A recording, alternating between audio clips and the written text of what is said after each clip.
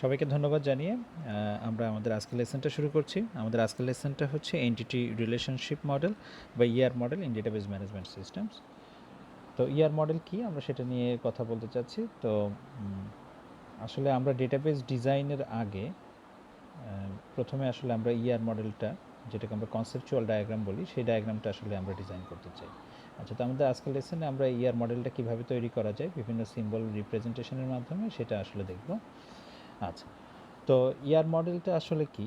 Year model is a high level conceptual data model diagram actually, and it actually helps you to analyze the data requirements systematically to produce a well designed database. Okay, so you guys, it also represents the real world entities and relation between them. তো আমরা আসলে আমাদের মাথার উপর দিয়ে যাচ্ছে যে আমরা কি বলতে যাচ্ছি। তো ইয়ার মডেলটা হচ্ছে ইটস এ কনসেপচুয়াল ডায়াগ্রাম, আর ইয়ার মডেল আসলে এই মডেলটা তৈরি করব কনসেপচুয়াল ডায়াগ্রামে প্রথমে বলে নিচ্ছি, এবং আমরা গ্রাফিক্যালি রিপ্রেজেন্ট করব হচ্ছে আমাদের টোটাল ডেটাবেসটাকে।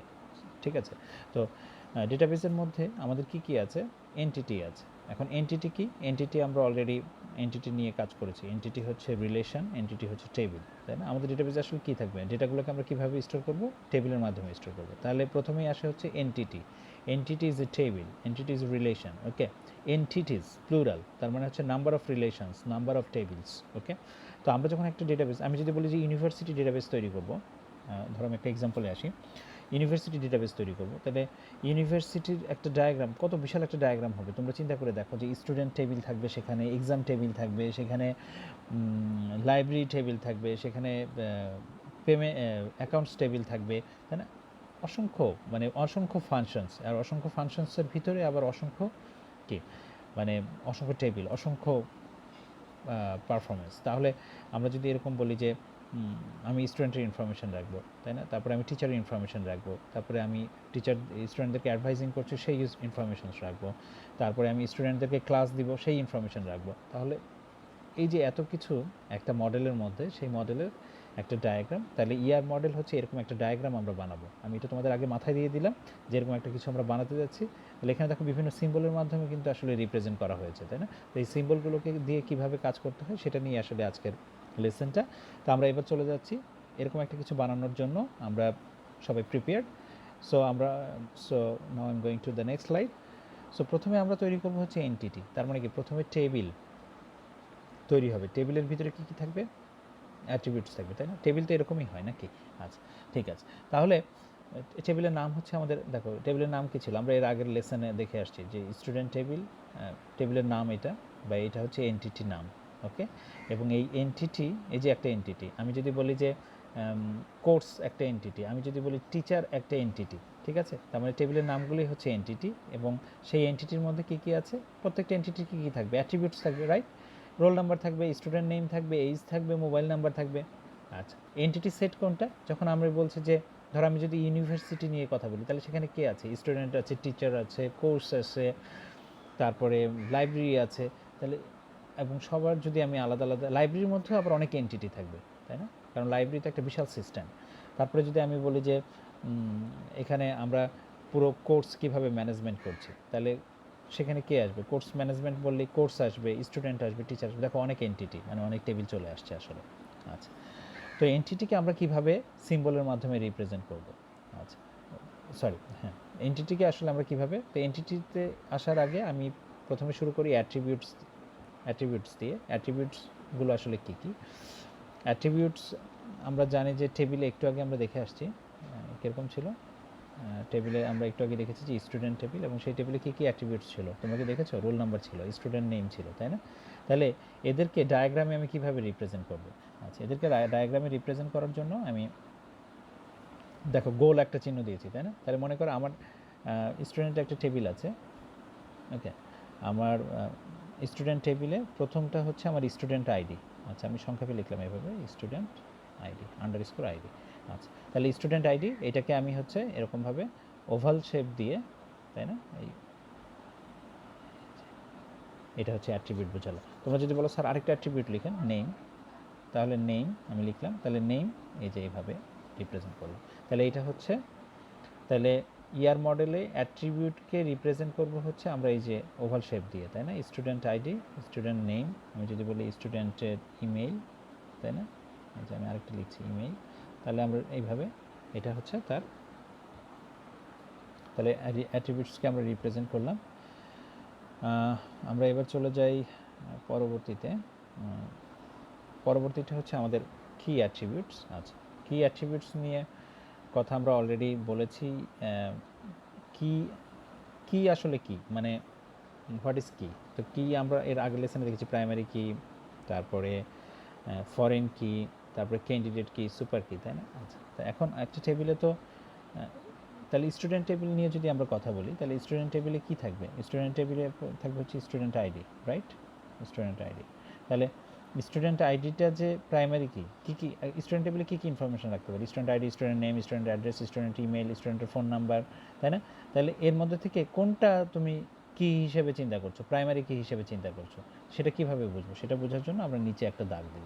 ওকে, তাহলে স্টুডেন্ট আইডি কিন্তু একটা অ্যাট্রিবিউট, সেটা বোঝানোর জন্য আমরা ওভাল শেপ দিলাম, দিয়ে এবার বলে দিলাম স্টুডেন্ট আইডির নিচে একটা দাগ দিয়ে দিলাম। তার মানে বোঝা গেল যে স্টুডেন্ট আইডি হচ্ছে একটা কি কি অ্যাট্রিবিউট। আমি বললাম যে আমার পাশে আরেকটা অ্যাট্রিবিউট আছে, সেটা হচ্ছে স্টুডেন্টের নেম, রাইট? তাহলে এখন স্টুডেন্ট নেমটা কিন্তু কি অ্যাট্রিবিউট? নো, কি অ্যাট্রিবিউট না, কারণ আমি নিচে তো কোনো দাগ দেইনি। Okay okay fine. So I think তোমরা কি অ্যাট্রিবিউটটা বুঝে গেছো। দেখো এখানে একটা রোল নাম্বার, এবং সেটা একটা অ্যাট্রিবিউট বোঝা যাচ্ছে কীভাবে, ওটা ওভাল শেপের মধ্যে আছে এবং তার নিচে আমরা একটা দাগ দিয়েছি, তাই না? তাহলে রোল নাম্বারটা হচ্ছে কি অ্যাট্রিবিউট। ওকে, এবার আমরা পরের স্লাইডে চলে যাই। Composite attribute.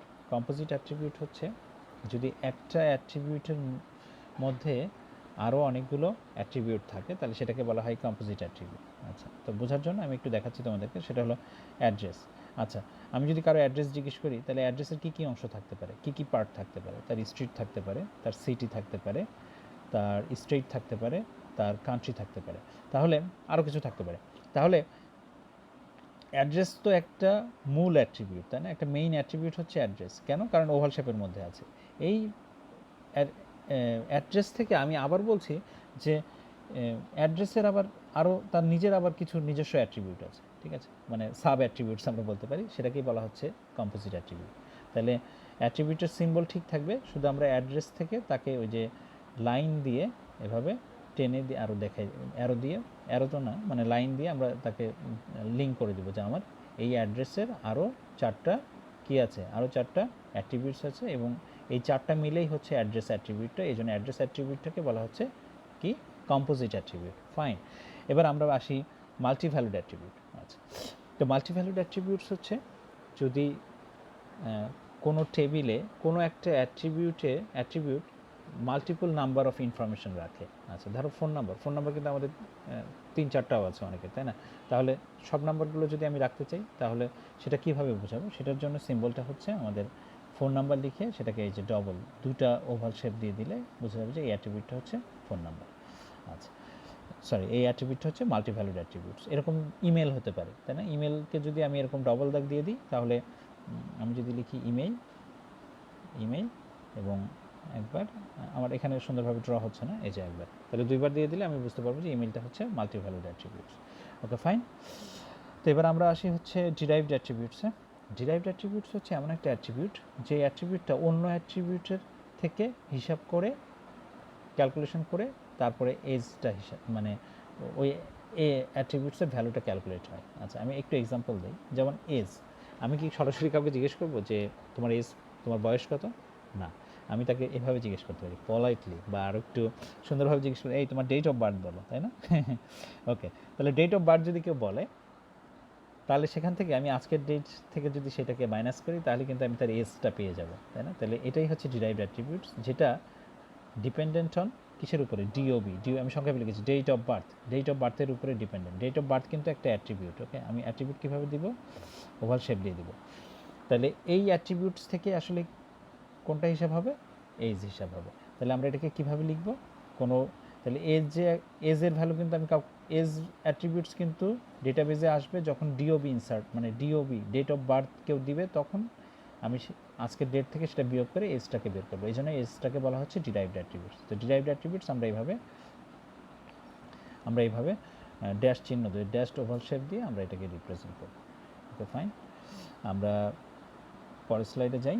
আচ্ছা, তাহলে এখন আমাদের মোটামুটি সবগুলো অ্যাট্রিবিউটস আমরা একটা টেবিলে অ্যাট্রিবিউটসগুলোকে পেয়ে গেলাম। তাহলে আমি যদি বলি আমার একটা টেবিল আছে, সেই টেবিলে হচ্ছে টেবিলের নাম আমি দিলাম হচ্ছে স্টুডেন্ট। টেবিলের নাম হচ্ছে কি? স্টুডেন্ট। টেবিলের নাম যে এটা যে টেবিল, এটা যে অ্যাট্রিবিউট না, কীভাবে তোমরা পার্থক্য করবে? বোঝা যাচ্ছে না কিন্তু, তাই না? তাহলে আমরা যদি লিখি যে স্টুডেন্ট টেবিলটা এরকম রেক্টেঙ্গেলের মধ্যে থাকবে, ওকে, এইটাই হচ্ছে এন্টিটি, এটাই হচ্ছে টেবিলের নাম, তাই না? এবং বললাম যে এবার স্টুডেন্ট টেবিলে কি আছে? অ্যাট্রিবিউটস আছে। অ্যাট্রিবিউটসগুলো কীরকম? ধরো একটা অ্যাট্রিবিউটস, এই যে লিখছি আমি আইডি, একটা অ্যাট্রিবিউটস। তারপরে আমি বললাম এটা লাইন দিয়ে কানেকশন করতে হচ্ছে, লাইন দিয়ে আমরা কানেক্ট করছি অ্যাট্রিবিউটসগুলোকে। তাহলে এন্টিটি হচ্ছে একটা এন্টিটি বা টেবিলের নামটাকে আমরা লিখব কিসের মাধ্যমে? রেক্টেঙ্গেল বক্সের মাধ্যমে। এখানে কিন্তু আমি লিখেছি রেক্টেঙ্গেল বক্সের মাধ্যমে আমি এন্টিটির নামটা লিখেছি স্টুডেন্ট। স্টুডেন্ট টেবিলে কী কী অ্যাট্রিবিউটস আছে? আইডি আছে, নেম আছে, ডিপার্টমেন্ট আছে। তাহলে দেখো খুব সুন্দরভাবে কিন্তু আমরা রিপ্রেজেন্ট করে ফেলতে পারলাম, তাই না? আমাদের টেবিলটাকে কনসেপচুয়াল ডায়াগ্রাম, যেটা ইয়ার মডেল, সেটা দিয়ে কিন্তু আমরা রিপ্রেজেন্ট করতে পারছি। তাহলে রিলেশনের নোটেশন হচ্ছে কি? Diamond shape.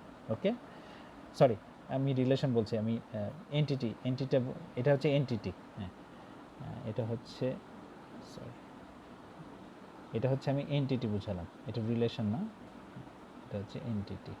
সরি, এটা হচ্ছে এন্টিটি। তাহলে এন্টিটিকে রিপ্রেজেন্ট করতে হবে হচ্ছে কি দিয়ে? এরকম রেক্টেঙ্গেল বক্স দিয়ে এন্টিটি রিপ্রেজেন্ট হবে। আমার এখানে আরেকটা স্লাইড অ্যাড করলে ভালো হতো। রেক্টেঙ্গেল শেপে যেটা আসবে সেটা হচ্ছে এন্টিটি। আচ্ছা, এখন স্টুডেন্ট একটা টেবিল, আমি বললাম যে আমার এখানে আরেকটা টেবিল আছে, সেই টেবিলটা কি table? Course table, like course table.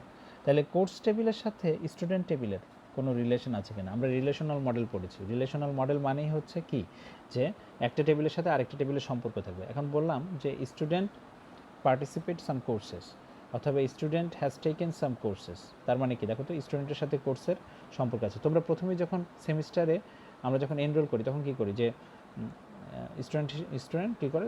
কিছু কোর্স আসলে রেজিস্টার করে, তাহলে তার মধ্যে রিলেশন আছে, তাই না? এই রিলেশনকে বোঝাবো ডায়মন্ড শেপ। এই স্লাইডটা আসলে এই জন্যই, এই স্লাইডে আসলে এই যে আমি রিলেশন দেখাই। তাহলে স্টুডেন্ট টেবিলের সাথে কোর্স টেবিলের কী আছে? রিলেশন আছে। স্টুডেন্ট লিখলো যে, এবং এই রিলেশনের আমরা একটা নাম দিতে পারি, স্টুডেন্ট টেক কোর্সেস। তাহলে ডায়মন্ড শেপ দিয়ে আমরা দেখাই হচ্ছে, ডায়মন্ড শেপটা হচ্ছে রিলেশনের জন্য, ওকে। আর এন্টিটি বোঝানোর জন্য হচ্ছে রেক্টেঙ্গেল। টেবিলের নাম লিখবো আমরা রেক্টেঙ্গেলের ভিতরে, আর এক টেবিলের সাথে আরেক টেবিলের রিলেশন করব হচ্ছে আমরা এই যে ডায়মন্ড শেপ দিয়ে।